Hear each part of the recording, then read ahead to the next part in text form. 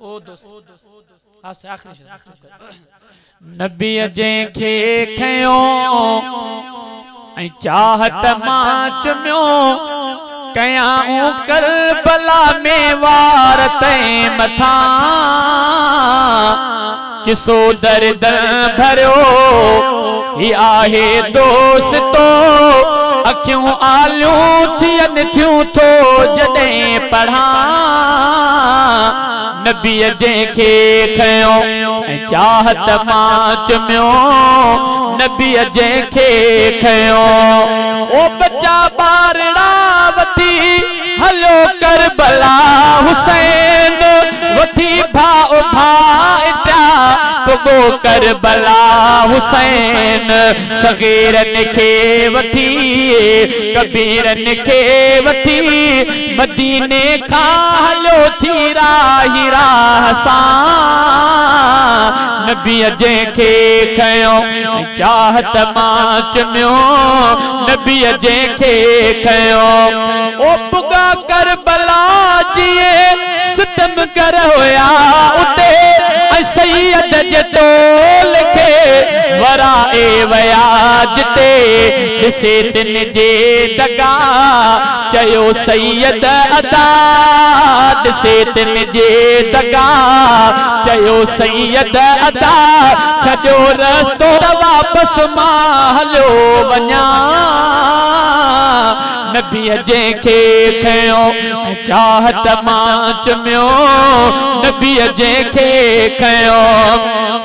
ओ तू बैत हुसैन कर चयो इब्न ज़ियाद हो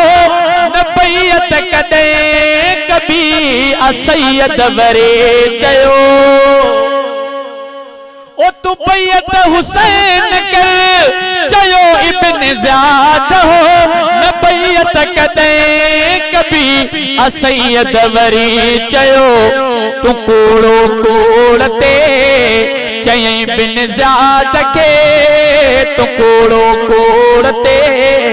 चयई बिन ज़ियाद खे तो कूड़े जी बैत पोइ कीअं कयां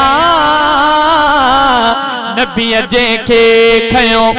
चाहत मां चुमियो नबी जंहिंखे खयो हिन मिसरे ते तव्हां सभिनी दोस्तनि मूंखे तवजो खपे ऐं इंशाअल्लाह जॾहिं मां आख़िरी लेन ते पहुतुम हथ जो मां तव्हां इशारो कंदुमि तव्हां सभु इंशाअल्लाह पाण ई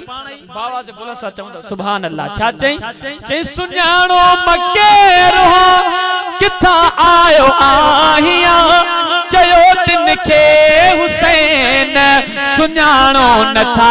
अव्हां ओ सुञाणो मकेर किथां आयो आहियां चयो तिन खे हुसैन सुञाणो नथा अव्हां मुंहिंजो नानो नबी ऐं बाबो आ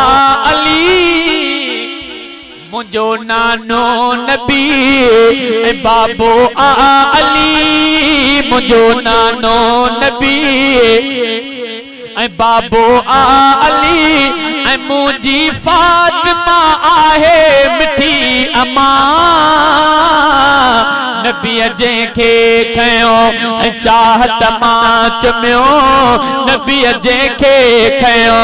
ओ ॾिसी आडो लाश बि न बिटको पिरिया कयो शहज़ादा पिण शहीद सजदे में थी वयो शहादत वाह वाह अदा चइबी इहा मञा थो जवान खे इमाम पंहिंजो मां नबी जंहिंखे खयो